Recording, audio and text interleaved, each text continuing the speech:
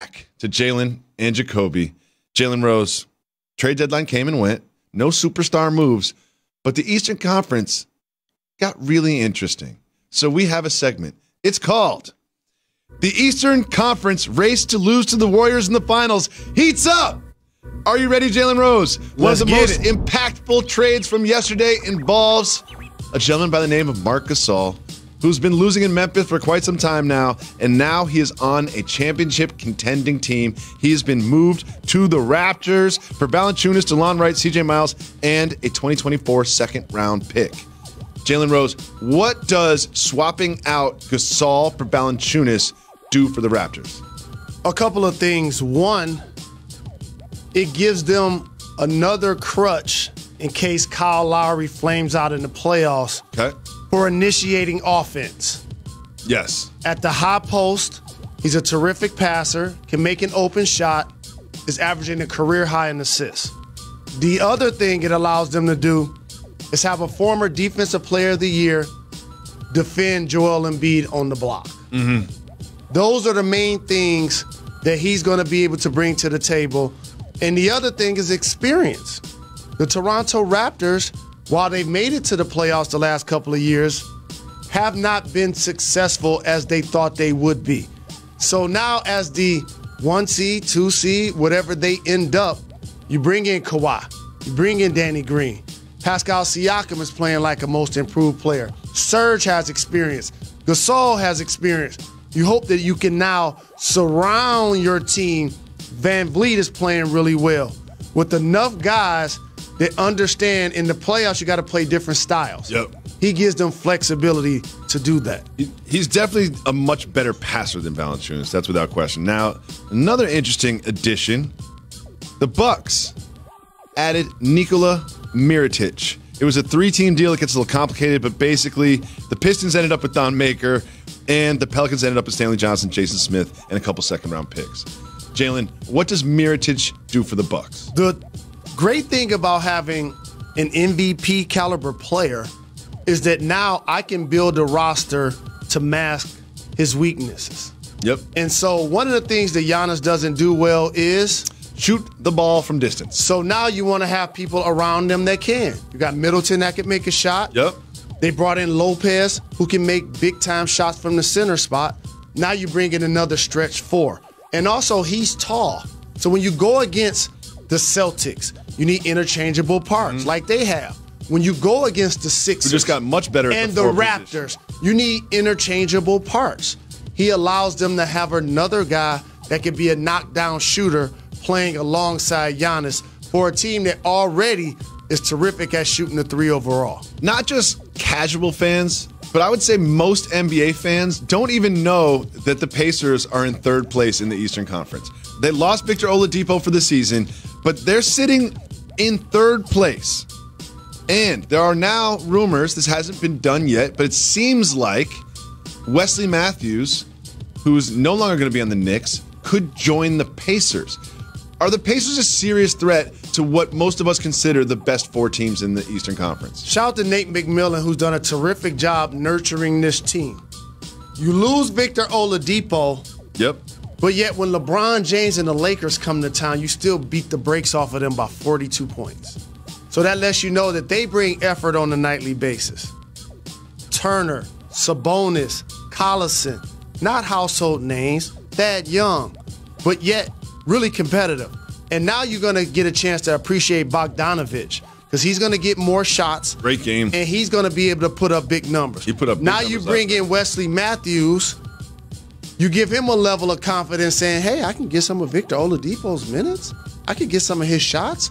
I'm a defender as well. It doesn't put them in the Final 4 of the playoffs in the East, but it solidifies that the Pacers are going to not only be a playoff team, but when you look 5 and below, it's a lot of people outplaying their expectations.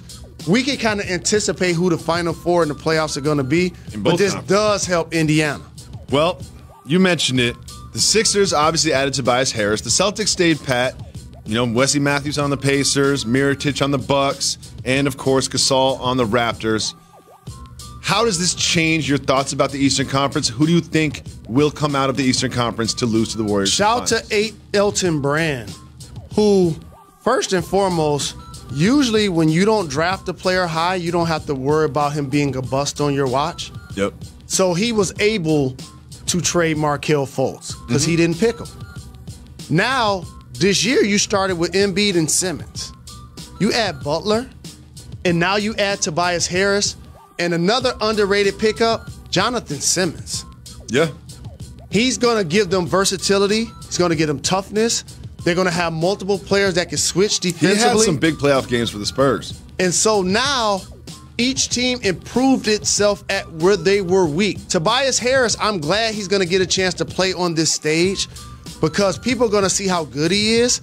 And for 20-point scores, he have the lowest usage in the league. Who is your favorite in the East to lose to the Warriors in the NBA Finals? Right now, you have to say Philly.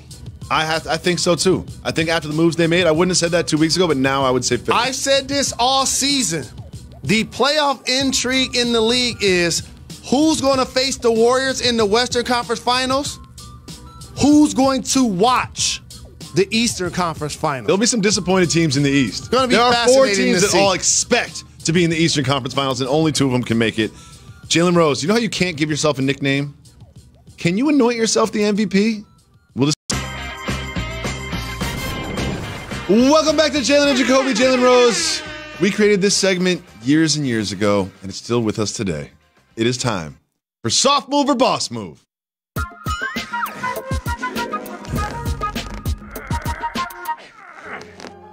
Jalen Rose. After considering the possibility of shutting down Anthony Davis for the rest of the entire season, something that you suggested would happen, we now have word that Anthony Davis will in fact play for the Pelicans moving forward. Playing Anthony Davis, soft move or boss move? Boss move. Oh, why's that? You told me you wanted to get traded, right? Yeah. A team called and offered me 5 players and 2 picks.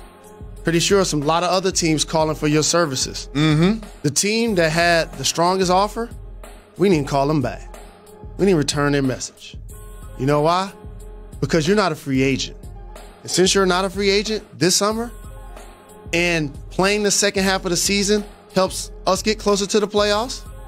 Also, you're a really dominant player, increases your value if you put up big numbers. It's best for everyone that you put on that uniform and we're paying you $20+ million to play or sit, to actually get out there and perform for our fans the rest of the season. We show you how we felt when we took you off the video. So you already know what it is. Next, the Chiefs general manager, Brett Veach, he saw Patrick Mahomes getting buckets. Where my home is? We saw Patrick Mahomes getting Where buckets. my home is? He was playing rec league pickup, you know, just at the gym. Gets trapped here, double teamed. I'm like, ooh, cross, spin, buckets. We were all excited about this because that was a nice move. That's not your everyday pickup move. And Brett Veach, not that excited about it. He said, quote, no more basketball for Pat.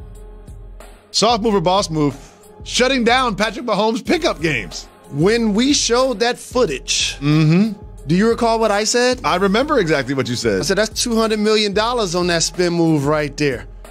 It's a boss move. And the thing is, I know people are going to say, well, there are a lot of other people that play basketball and have hobbies and things of that nature. They didn't win MVP this year. No. He did. And based on the fact that he's a really good basketball player, there are other ways for him to still work out without having to play against guys where he can step on somebody's foot and turn an ankle, bust an Achilles, hurt a knee. And how about this? In basketball, you use your arms a lot, don't you? Yeah, shoulder hurts. You're trying to block shots, swinging your arms around. And people are swinging at your arm too to try to block your shot, to try to reach at the ball. What I did not like is the next part of his quote when he was like, they nipped that in the bud. I think he could have kept that to himself. Yeah, he said I didn't like that part. He said that. Sometimes you just have to flex a little bit. That was a little I'm in charge. extra. I'm in charge. I nipped it in the bud. That was extra. We nipped it in the bud. Sit down, eat your slice of pizza, and be we tell quiet. our players what to do. We nipped it in the bud. Next, I can go both ways in this one. I really want your honest answer on this. Giannis Antetokounmpo, last night in the game, on a breakaway. He's got